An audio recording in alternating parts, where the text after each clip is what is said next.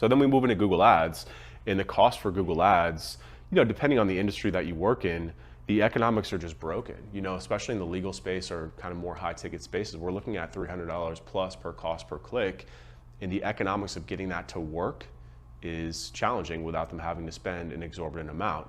And we still do a lot of Google Ads marketing, but the market for that in terms of the number of firms that are actually qualified to be able to do that is very, very small, because it takes time to return on that, to sign, to get the revenue flowing back through. So when you're doing Google Ads, if you're in a low ticket industry, great, but there's a cap on how much you can charge for that, right? Like if you're only billing $3,000 a month in ad spend, like how much can you actually charge for that? It's really tough to build a business on that. You need to be able to charge more for what you're doing based on scalability and outcome. Buying leads, really only applicable to the law firm space, but just doesn't make sense.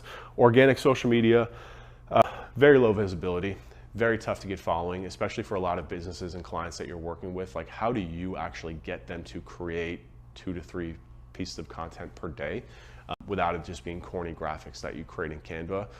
It's extremely slow, and again, the success rate is very, very low as well. And then there's traditional out-of-home media, which remains incredibly expensive, hard to track, and people just live on their phones. Let's just call it what it is, right? So that kind of leads me into Facebook ads and why, we've really moved so heavily into doing Facebook ads. First of all, we've done them for ourselves for 12 to 15 years.